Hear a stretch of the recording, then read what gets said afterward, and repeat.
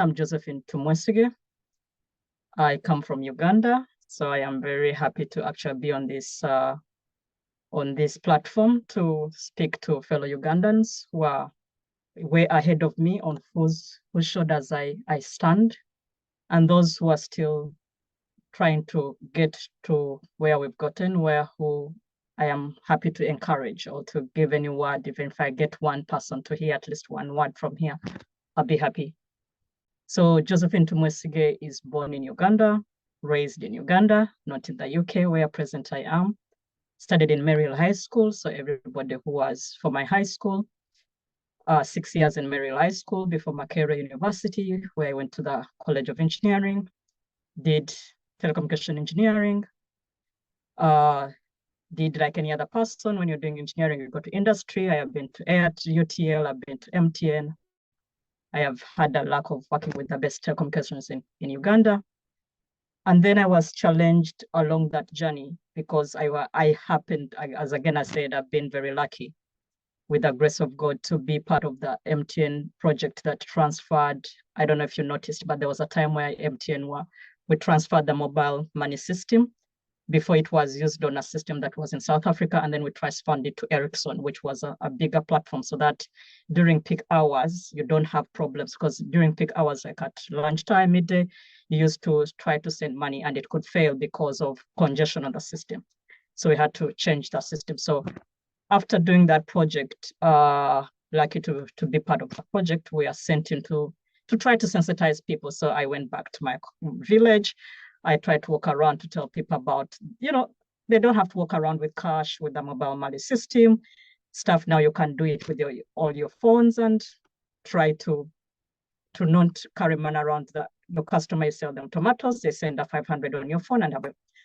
And I was challenged because people said, it's not that we don't understand the technology. Of course, in the village, they call you your father's name or something. It's not like we don't understand the technology. We understand what mobile money can do for us. But what you forgot as an engineer is that we don't have power. When we come to the market, which you're trying to tell us that's when we should use these transactions, we leave our phones at a mobile station where they are charging mobile station. And when we leave the market in the evening, we pick our phones, call our relatives in Kampala or wherever they are.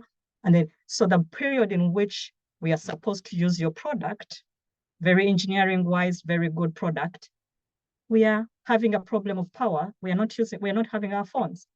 So for me as an engineer, I was challenged because this was like, we are solving a problem, which we solve. I'm sure everybody on this call has used mobile money one way or another, but we still did not understand the ecosystem of the people we are designing it for.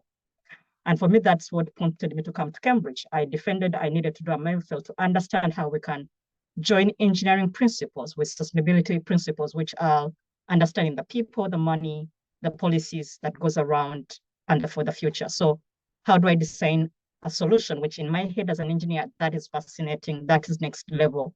But if it's next level but cannot solve the problem of the person you're trying to design it for, then that's not a good engineering solution. So I came to Cambridge. I did my first MPhil in engineering for sustainable development, which was generally to understand, as I've said, engineering principles. I can design, but who are you designing it for? How does your design, how is it informed by the end user?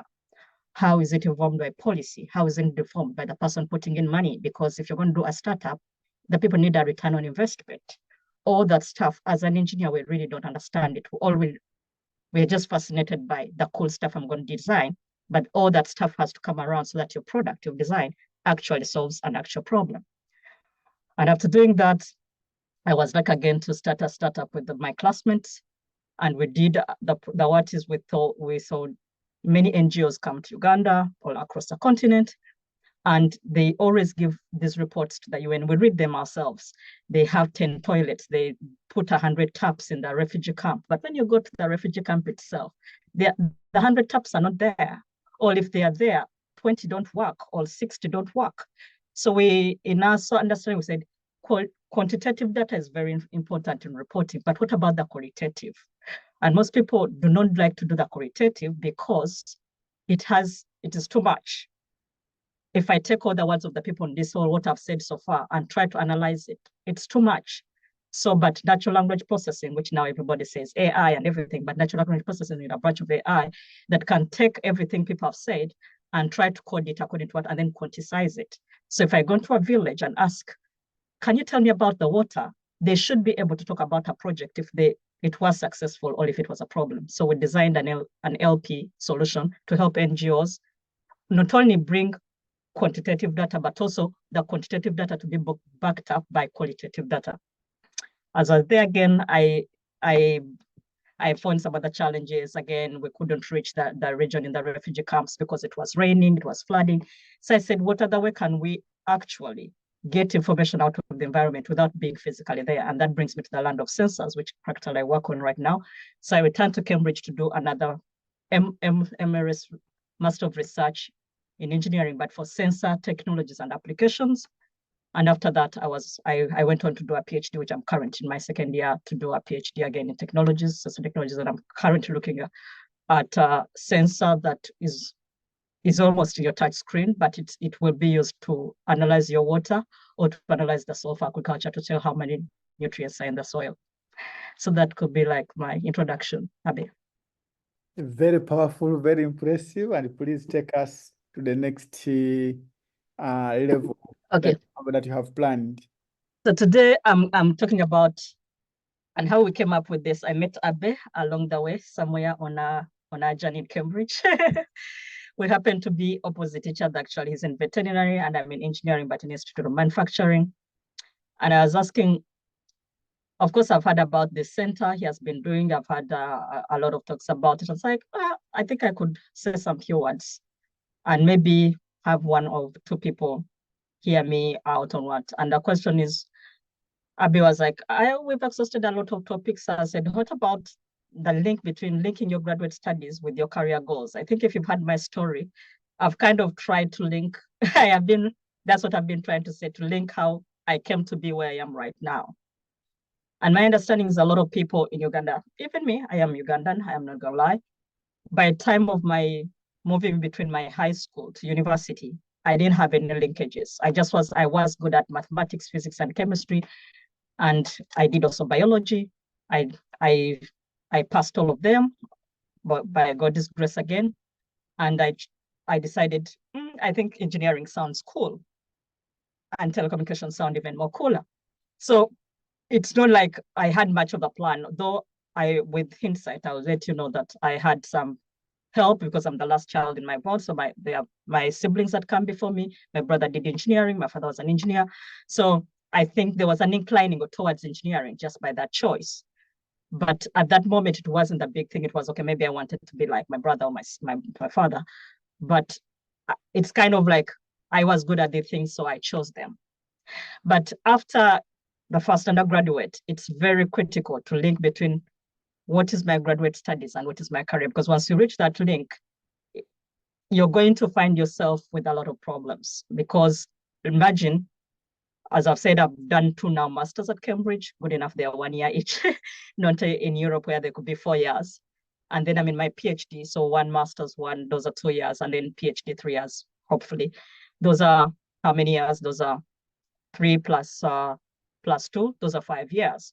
So 5 years, if you didn't have a plan, a clear plan, you've wasted 5 years of your life and pretty much don't know what is going to happen at the end of the 5 years.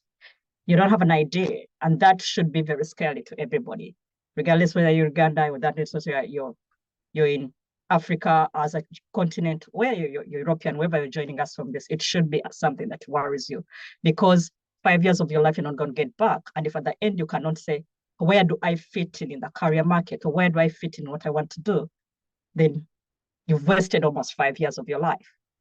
So that's why I found that it was important to talk about it. And in talking about it, I've introduced myself, which is one of the key things, and I've tried in my introduction to link myself as to how my career got to do.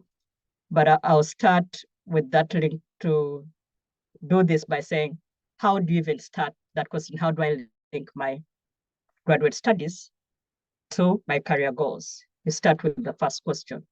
What are career goals? Everybody talks about career goal. What are career goals? How does everybody define a career goal. And for me, a career goal is just a specific objective you aim to achieve in your professional life. Now here, key is on professional. That's why it's called a career. But in professional, you also grow personally, because if your profession is falling, you have to grow also as your profession grow in your personal life. But mainly it is a professional life. What do you want to be? For example, you could say, I want to be a data scientist. Or you could be a bit vague. Data science is a kind of specific, but I could say if you're at high school, you may not even be clear of what that should be. It could be like, I'm working towards a leadership role. But then again, because at least once you define what that is, data scientist, leadership role, then the question becomes, why is it important? Why? Why do I want to be a data scientist? Because everything, whether Abe or anybody on this call with your career will ask you, once you're coming to do a PhD or even your studies, even in your career, in your life, is what keeps us going is a question of why. When you wake up in the morning, if you don't have a why, then you can as well just lie in your bed and stay the whole day. But the why gets up us in the morning. It could be your children, it could be your what, but now I'm talking to someone who wants to do academia, or come to do a master's degree, a PhD. Why do you want it? Because I want to be a data scientist. So to be a data scientist, then what do you need to do? You see, you start asking all those questions, the why, the when, the what, and the how. But it starts with the what's a goal to start with. And this goal shouldn't be, it is cliche, as everybody says, it shouldn't be in the clouds. It should be written down. I want to be a data scientist. I want to be a leader, local MP, local chairman. It's still a goal. You want to be it. You want to be the best trader in your town. Any goal. We are not. But this one, I want to be a data scientist. So what do I have to do? And then the question is, why are they important? Because once you go the goal, as I've said, it gives you direction, number one. It motivates your progress, number two, and it measures your success. You can't measure your progress when you didn't have a goal to start with. So I hear a lot of talks in Uganda, oh, I'm hustling. But if the hustle didn't have even a goal to start with, then you can't measure even if how far you've gone or how far you've not actually moved, because in the first place, you didn't have a goal. So on this journey of linking your career and your graduate studies, the question is, what is the goal? What am I trying to be in this country? Engineer, but also engineer is general, telecommunication engineer. That is a bit more specific. So you break it down. Yes, I did engineering at the university. I managed to get into be a systems engineer in MTN. Then what is next? I asked myself, I told you I went to the marketplaces. I found people where I said, I wanted now to understand the next, how do I combine engineering principles with the people that I'm designing? So that's a goal. I'm defining for myself, how do I get there? I go for an MPhil that is tailored in that to provide me with that knowledge. So you have a goal, but the goals are also two types of goals. You have a short-term goal, which is very immediate, 1 to 2 years, short-term goal. Immediately, I'm going to do an MPhil. MPhil in the UK is 1 year. Europe, 2 years. US, I don't know much. But that's 1 to 2 goals. It's a what? Another what could be, I need to get a certification. For you, it may not be an MPhil. It's all, by the way, sorry, I said MPhil because I've been in Cambridge where we call masters MPhils. So it's a master in philosophy. It's the same as masters. So if you hear me say MPhil, I mean masters.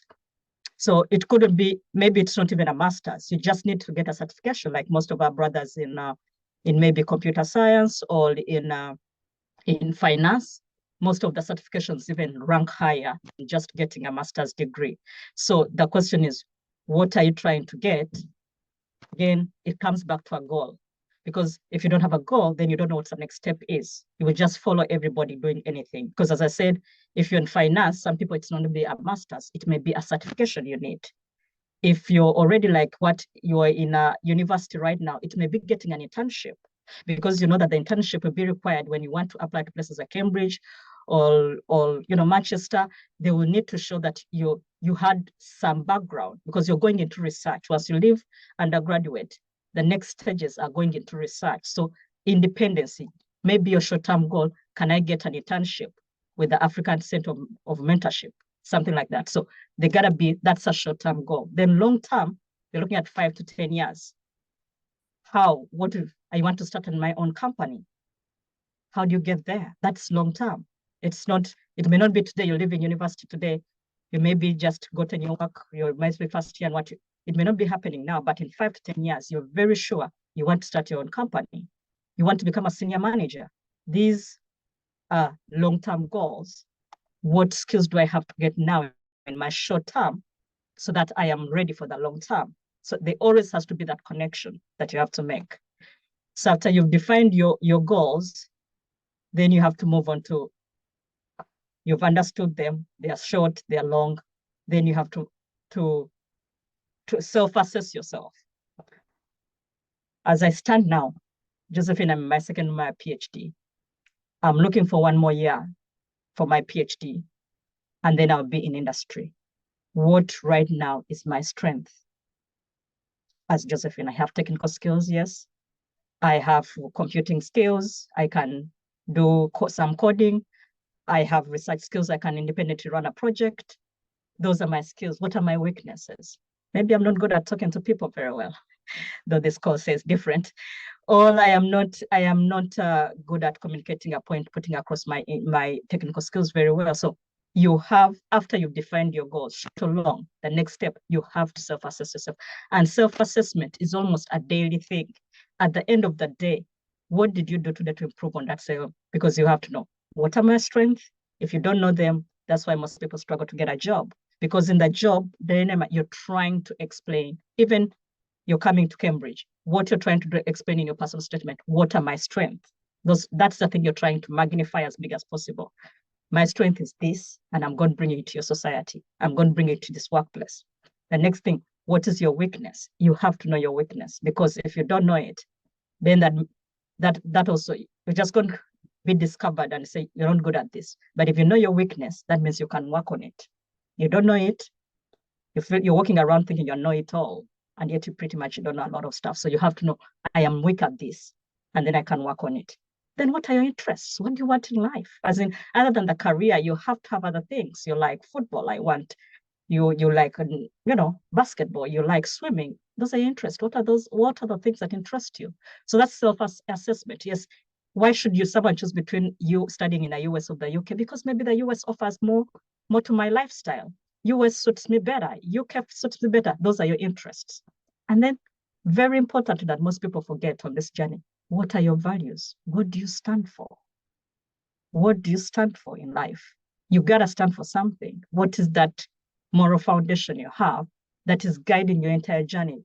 Or else you're going to reach in the UK where the culture is completely different from Uganda, and you're going to follow everybody around, trying to adapt their culture because you have no value standard. What do you go for and what do you say no to? That's not for me. So in everything, you have your short-term goals, you have your long-term goals, you self-assess yourself. Where are you on that path? What is the strength? What is the weakness? Do you have to work on? What else other than what? Because you have to work in an environment that you love, that speaks to your interests. And then, do you have a moral foundation to what you're basing all your life upon? That is clear. So once those have been, then now you're coming to the point which we are on this call today. Before I've talked about work, but it's graduate studies. Graduate studies, in my mind, when you start graduate studies, you're talking about research, as I said already. Most programs, okay, there are people who do taught, because there's taught masters where half of 3/4 of it is taught, and then you do a thesis at the end, or there's a master's in research. Like I told you, I did a master's of philosophy. It's just November, half of it was taught and then research. Then I did a master's of research in chemical engineering, which purely is research. That one, 75% of it is just research. And then it's preparing you for the PhD. So it is research offering you. So the first question you ask yourself, is the research I'm trying offering me relevance to the field I want to end up in? If I want to end up in finance, even if I did engineering, there's no way I'm doing a master's in engineering. I can apply for master's in finance. Engineering is already good enough. So my next what is to understand the finance principles that I did not understand, that were not part of engineering. So that is how that you take that one. Abe told me a good story of how he managed. I think having been in, you've had a story of having wanted to pivot into what he does today, modeling. He identified it and moved to it. There's no way you want to do mathematical modeling, and then you're trying to just do a general degree. So the research you're heading for has to be informed by the field you want to end up in. Because eventually, when you look for a job, they're going to be irrelevancy. Regardless that you did a PhD, how relevant is it to the field you want to go into? I know many people will come and tell you, no, it doesn't matter. As long as you have a PhD, that means you can do independent research. You're by yourself, everyone will employ you. It's not true. There's no engineering firm going to employ someone who did a social studies PhD because apparently they can do research by themselves. No, they will still look for someone with engineering technical skills they're looking for. So when you're looking for research, you're looking for a program that is offering the same relevance as the field you want to go to, having defined your career goals.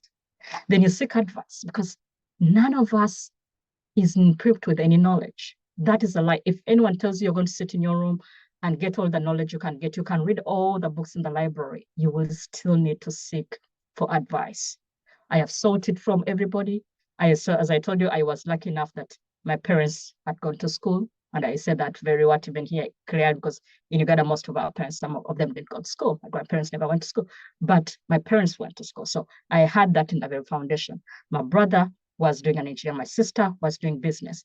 So I had people that were in my life that gave me advice. I came after. When that failed, there was my teachers in school, high school. There were teachers at Makerere, the professors. Industrial training, I got some people in industry to advise me until the point I am here, that I'm still seeking advice from anybody. Actually, the PhD makes you feel very stupid. So you really need to seek advice from the workshop guy, from the electrician, from anybody who can give you some knowledge to get you to the purpose. So seek advice from academic advisor, professional, and desirable. And for the fact that you're on this call, it means that you're already in that, because you're seeking mentorship, you're seeking to understand, how do I be better than my yesterday? And not by how do I be better than Abe, but how do I be better than your yesterday version? So so seek advice and always be willing to receive it. Regardless if someone is giving advice and you don't want what they're hearing, receive it and then go and do a self-analysis after. But be willing to receive it. The problem I've seen with many times, because I also done some mentorship people, the young people don't want to listen. Now, what you're telling me is not what, it's too much. It's what? Listen, and then go self-examine yourself for it. So again, I'll give an example. If you're aiming to be a data scientist, choose a program in statistics, because or machine learning, because that will lead you to what you want to get to. And that's again goes back to the first part. You have to have cleared a goal. What do you want to be? Because that goal will lead what you need to have, the skills you need to have to achieve that goal. Then you seek the right alignment. On the issue of professional what, that's where this part of Abe and whoever his team is, I want to give you your flowers or your what to upload for networking and mentorship. As I've said, I've also given an example. Until my undergraduate studies, I didn't know where I was headed. I'm good at mathematics, physics, and chemistry for some reason. Well, that means engineering. Then after, but within 4 years of engineering, I got lucky to go to industry, and then UTL, MTN, Airtel, you get to know where you need to be, and within that, which region I need to be. But you need to network. I don't know yet now, if I have not been in Uganda for a while, but I don't know if the network channels are opened more, but I think now they're much better than before. There's the internet, you can find online groups, there's LinkedIn, to find some people with the same ideas that you want to see and hear about it, because I cannot stress enough how much building a professional network can help you to identify what you want to be. You may have an idea, yes, you want to be a data scientist, but as you talk to someone, you keep on talking to other people and they tell you what is a requirement here. You may, and then you assess yourself. You may find yourself, maybe this is not for me. Maybe it is for me.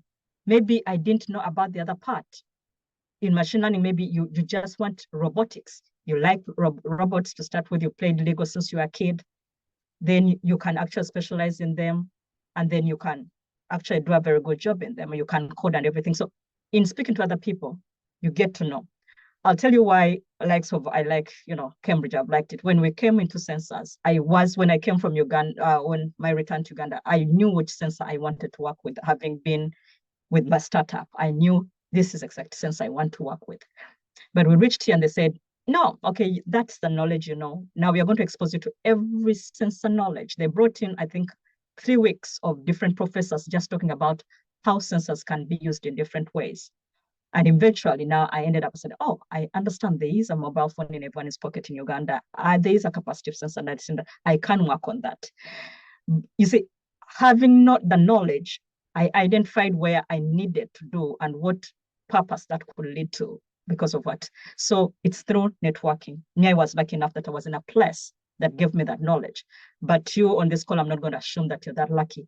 So you can use channels to the African Center for Mentorship, reach out to Abe, the guests she brings on, look for a network. Maybe she brought on a guest in someone in a field you want to be in.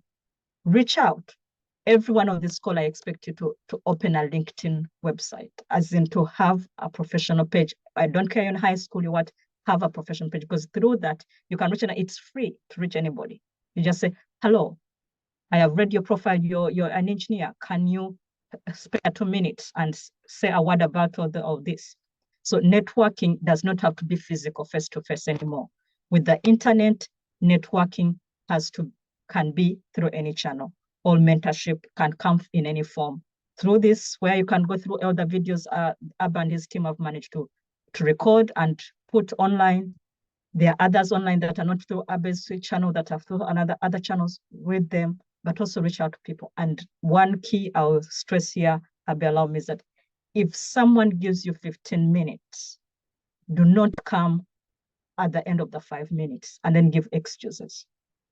There's no one who has that time.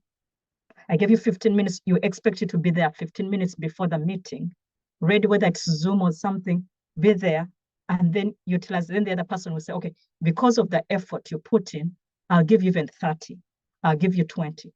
But if you come 10, I don't care what happened. There are many situations that happen in Uganda. The border broke down. The taxi was waiting for someone who was a ghost, who was not even there. You have to move an hour earlier. You know all these problems are in a situation you cannot control. It's not only Uganda. I saw for those who on the call who are from other countries. Most likely it's the same scenario as long as you're on the African continent. There are things that are not under our control. How do you manage those things that are not in your control? Is you give ample time before, prepare early. If you're going to get to Kampala, maybe your internet connection is better in Kampala city and you have to travel there, move an hour early, because anything you've accounted it for, any of that could happen has happened in an hour, but never be late for someone's meeting that has given you time to invest in your future, to give you people have a very busy schedules. So once you abuse that opportunity, that's how your network opportunities keep going. But network, talk to people who are already here in the universities. On this network, there are many people in the US, in the UK, in Europe. Ask, even in Uganda itself, Makerere, Chambogo, because these universities in Uganda also have research projects, master's projects. So though we speak of the Cambridges of this world, they are universities within our world. In Kampala, I studied at Makerere. I still know most of the professors in the College of Engineering, the people who can give you advice. So tap into those networks. Great. So, Josephine, just for me to start, before we allow more questions, and members, you're free to raise your hand. I have not given you a chance to unmute yourself, but if you raise your hand, I'll be able to give you a chance to unmute yourself and speak. Josephine, first of all, I want to thank you so much for accepting to come to speak to our colleagues from the continent. Again, like we chatted briefly in Cambridge, your time is very valuable and I really, really cherish it. But I just want to pick your story. How did you decide to come to Cambridge, and how was the application story like? Yes. No problem. As I hinted again, I was lucky enough to work on a project that was bringing a technology that was well known in Kenya, publicized around the world in Kenya, the mobile money. But it was already in Uganda also, but MTN at the time was facing congestion problems, and right out of they allowed us to migrate it to Ericsson, which is a big vendor, and its technology is done holding the current mobile system of MTN.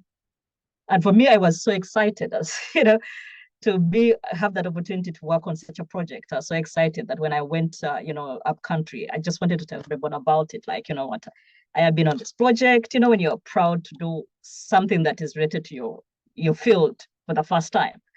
This project, you should, this is how you use mobile money.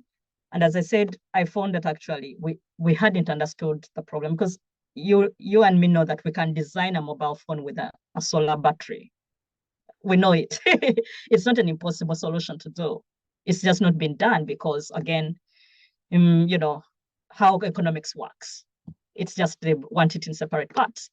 So for me, even in my understanding, it's like we could have designed that problem, but we did not design it. So coming to Cambridge, that was a basis. So again, why I'm giving this story is, before applying for my president, I had a problem in my mind. And that's what I was going to defend, because you write a personal statement. And in that personal statement, the best thing is you have to define what is the problem you're trying to solve.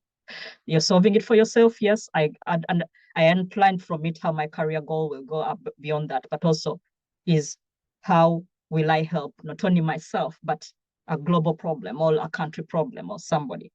So for me, the applications, because unfortunately all my free applications have gone to Cambridge. So I'll speak on that. The biggest thing about the Cambridge application, for me, I find it very straightforward. The only problems that are going to give you a lot of thinking is that personal statement, because it's one statement that I imagine you have to write that someone across an ocean is going to look at and see who Josephine is. They're not reading words. They're trying to image who is Abe through this letter. And is this person a good addition to this university? That's the question you're trying to answer. So many people could ask Abe to write it for them. That's why I tell when someone asks me, can I have your personal statement? And I write and I copy it and say, it's supposed to be personal. I can advise you how to write it, but you have to write it yourself, so that when the other person reads it, they practically are seeing you through it, those words, and they can only be from you, not ChatGPT, not some career person writing it for you, because they're going to use all the superficial words that are not you. The person has to see Josephine's story from when she was born and how it connects and what part you play in that society. And for me, that's what I tell everybody.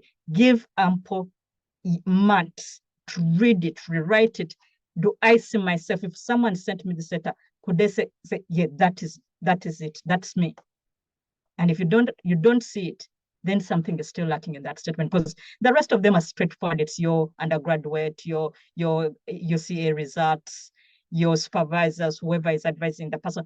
And then number two, after your personal statement, is who writes your recommendation. Do not just choose anybody on the street. Oh, that professor, I know him. No. That person does not write your statement. It has to be someone of sound, person who has known you for a while. You sit together and write it, because again, the person reading it is seeing you through that person's eyes. If he puts any word, like I have now a friend who is a professor, who is an associate professor, and I've helped him read through some letters of what people have written. Some professor for Nigerian was wrote for someone. He's able, I think he's soundly able to do a master's. Once someone who has known you for 5 years says, I think, the word I think, thinks he's not sure.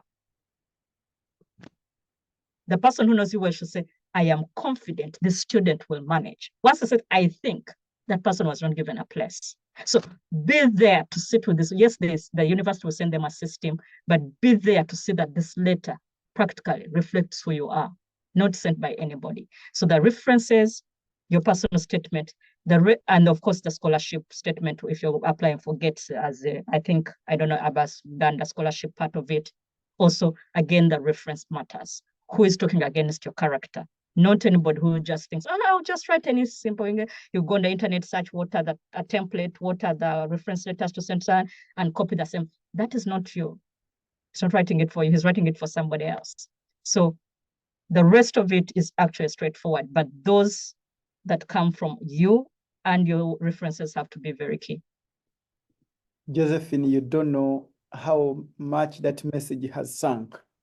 That message has sunk so deeply. I am very sure members on this call, even those who are not on this call, but who are going to watch our YouTube recording after, that message is going to sink very, very seriously. But let me just pick it again. Due your application to come to Cambridge, what was the hardest point? What is that thing that you really found it very hard? But also I'll add the second question. What do you regret to having not done? If you were to reapply again, what is that you would do? Regret. That's okay. I wasn't trying to say it would start with your last question, but I'm gonna be I don't know if this how it passed, but I'm gonna be I don't think I'll regret anything because I have been lucky enough that every application I've sent I have been successful. So when you've been successful, sometimes there's what could I have changed? I don't know what I could have changed. But what was the hardest part is I will tell you, I spent 5 months trying to write my personal statement. And I know many people have replied to me when, they have, because ours have to come in by December because we need scholarships.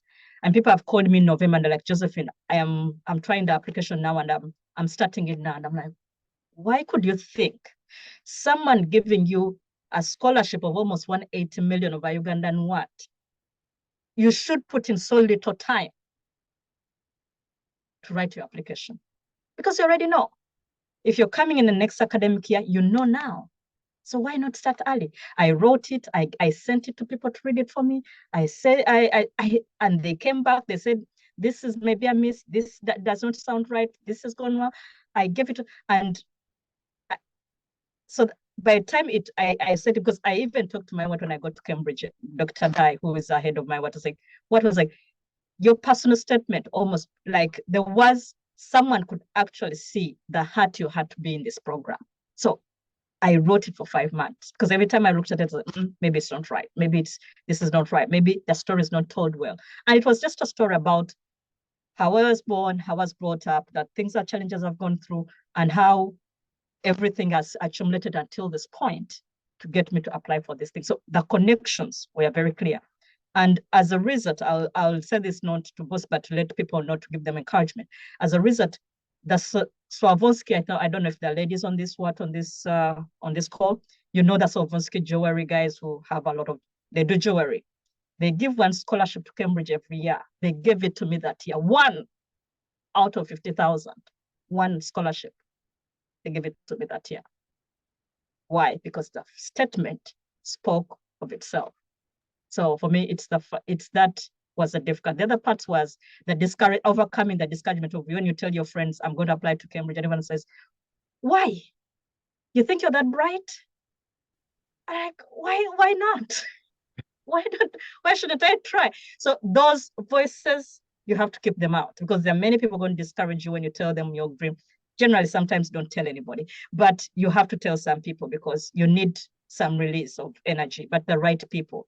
But if you tell the wrong people, trust me, you'll end 1 year, 2 years when you've not applied because everyone will be like, why? In this COVID, no, there's no money. You're not going to get a scholarship. So keep out the wrong voices and give ample time because I know every Ugandan, I don't care how your parent status is, you're trying to get a scholarship to study in places like abroad. So you're not writing it only for your academic work, you're writing it also for the person going to sponsor you to see that their money will be put to good use. So write it properly.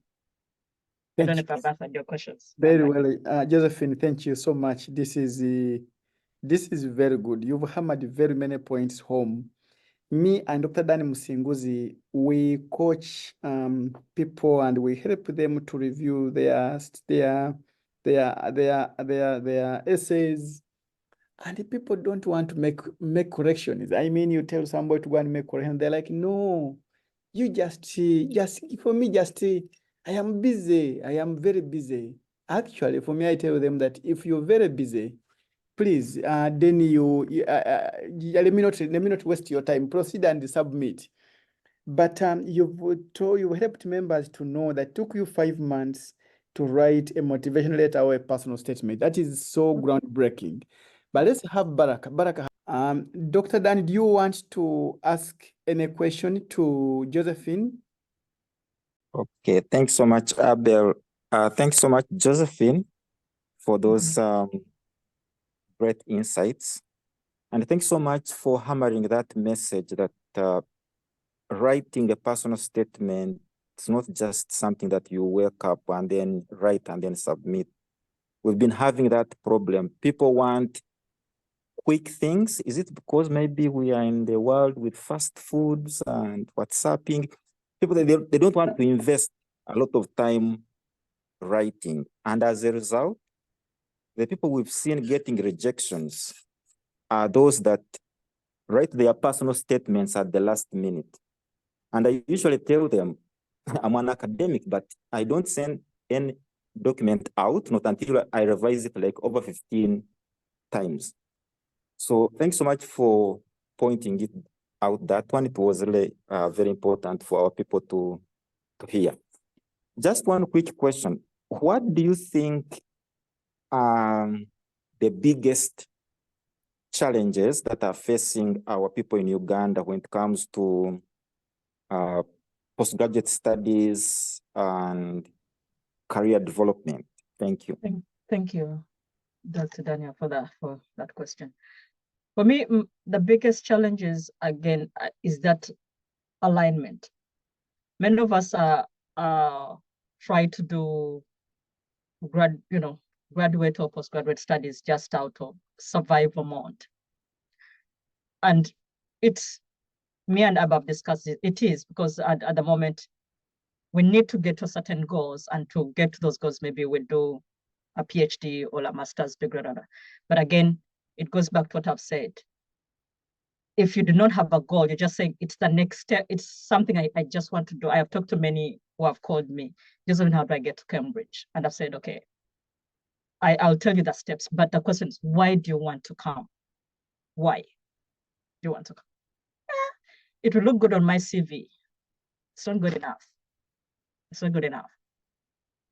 Because once you get here in winter, or whatever you want to do, if you're doing it in Uganda, in Makerere University or Chambogo, once you start your master's and all your what, and it does not, it requires the hard work, because if you don't have the why, the hard work is what is going to actually get you out. That's why in Uganda you find that most people are doing a PhD for 6 years, 7 years. It's not the US system, which actually it's supposed to be 6 years. It's because the people did not have a motivation to start with. They felt it felt good to do a PhD or a master's until they actually had to put in the work. And then it didn't feel good anymore. And then halfway they're like, okay, but I've already invested in my money, at least for those who are paying for themselves. And then they have to drag it out for years and years just because, it was their money. For some, they cut their losses and move out immediately. But it's again that we lack that definition of goals. Why do I want to do this? What am I trying to get out of it? Even if it's for survival, yes, Josephine, I understand that I do a PhD, it will give me better career goals, but which ones am I aiming for? Because in the morning when those experiments are failed 100 times, I will still wake up because I know what I'm trying to get out of it. But once you worry, and then you're like, why am I doing this? Which happens to most of our Ugandans. So why are we doing this? And all of a sudden, if you don't have that answer immediately, then you know what? So it's the definition. And then after you've defined it, I think what we're lacking is that goal to go after it. That whatever comes, many Ugandans can hustle on other things. They can hustle on many other things. But when there's some things where I see that they lack effort, especially the people I talk to when they want to come to academia, just tell me what I need to be doing, and then I come. But if I just tell you, well, have you defined it yourself? Have you set yourself in that corner and assessed yourself? Why do I really want to do this? Other than, okay, my friend saying I am in the UK. Why do I really want to do this? And if I get the first step, what is the next after that? So the plan is missing. Most people are just like, it feels good to do this. It feels good to do that. Daniel is doing it. Why can't I do it? No, Daniel has goals that he set for himself. Daniel's goals are not yours. Josephine, Josephine, that message is extremely important, and I'm very happy that you accepted to come to speak to our audience. because we have been emphasizing, for us, me and Ugandan, we call it a big why. You've hammered that message very strongly, and thank you so much.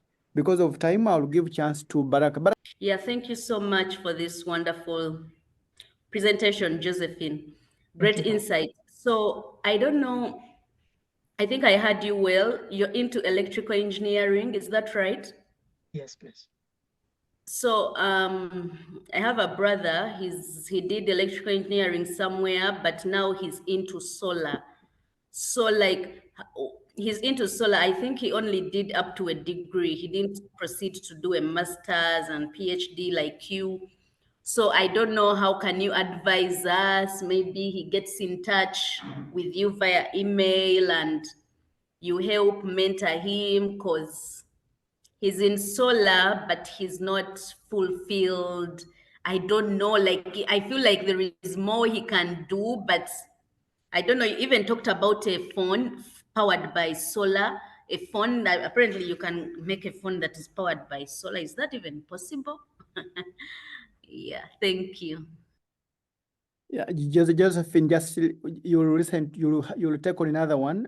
Daniel Sekamate, your hand was up.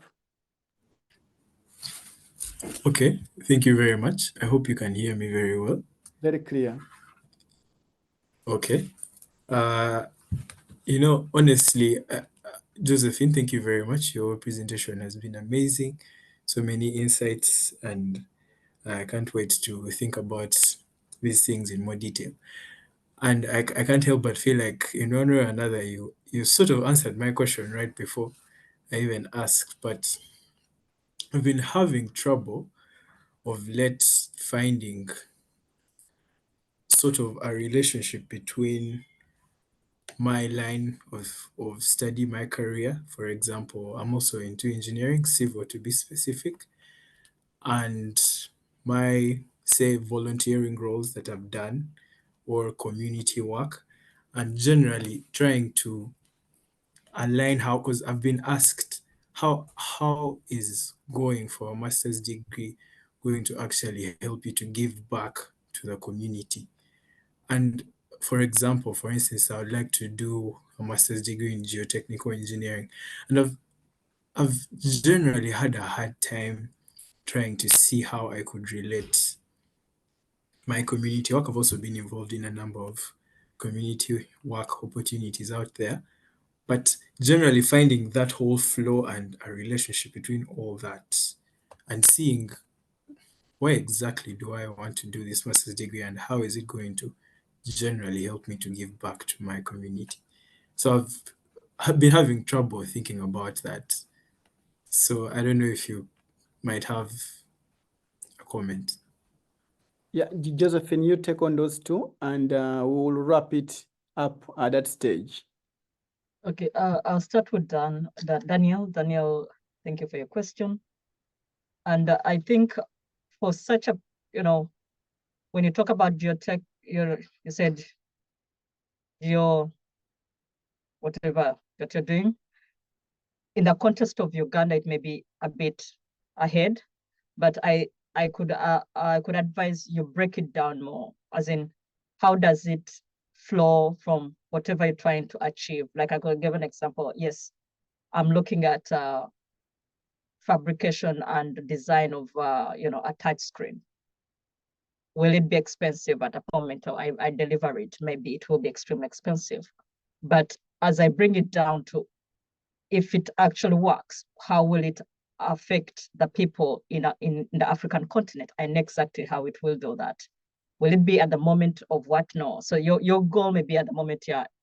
When you talk about what you're trying to do in your what, it's way up there.